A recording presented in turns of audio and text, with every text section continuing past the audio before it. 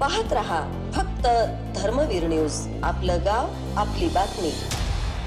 नगरसेवक सागरदादा वनखंडे यांच्या वाढदिवसानिमित्त घेण्यात आलेल्या होड्यांच्या स्पर्धेस मिरजकरांचा उत्स्फूर्त प्रतिसाद. इचलकरंजीचे विघ्नहर्ता विनायक बोटिंग क्लब ठरले प्रथम क्रमांकाचे मानकरी. मिरज वृत्त. सविस्तर वृत्त असे की सांगली मिरज कुपवाड शहर महानगरपालिकेचे विद्यमान नगरसेवक सागरदादा मोहन वनखंडे यांच्या वाढदिवसानिमित्त मिरज कृष्णा घाट येथे भव्य होड्यांच्या स्पर्धा आयोजित करण्यात आल्या होत्या.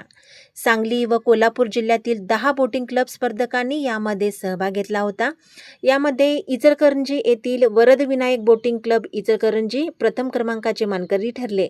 द्वितीय क्रमांक तरुण मराठा बोटिंग क्लब सांगलवाडी तर तृतीय क्रमांक युवा शक्ती बोट क्लब कवटेसार यांनी पटकावला.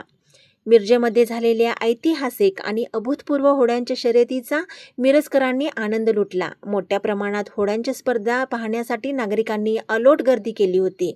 महानगरपालिका अग्निशामक दलाच्या वतीने पुरेपूर सुरक्षितेची काळजी घेत अग्निशामक दलाचे जवान फायरमन रोहित निकम आणि त्यांचे बोट ऑपरेटर बाळासाहेब पुणेकर यांनी सुरक्षितेची काळजी घेत आपले कर्तव्य निभावले.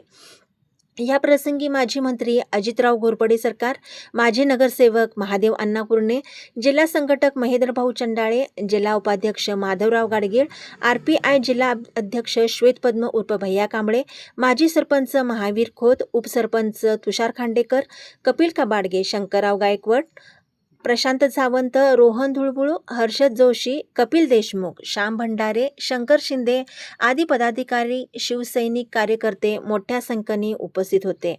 कार्यक्रमाचे सूत्रसंचालन सयाजी शिंदे यांनी आपल्या रांगड्या शैलीमध्ये केले. धर्मवीर न्यूज, विक्रांत लोंढे, मिरज. मिरज नगरीमध्ये कृष्णामाईच्या तेरी कृष्णा काठावरती मिरजेचे सुपुत्र, सांगली मिरज कुपवाड महापालिकेचे शिवसेनेचे पहिले नगरसेवक सागरदादा वनखंडे यांच्या वाढदिवसानिमित्त भव्य अशा बोट रेसिंगच्या स्पर्धा इथं आयोजित केलेल्या होत्या. या स्पर्धेमध्ये 10 बोटींनी सहभाग घेतला होता आणि हे 5वं वर्ष मिरजकर नागरिकांनी असा प्रचंड गर्दी केली होती.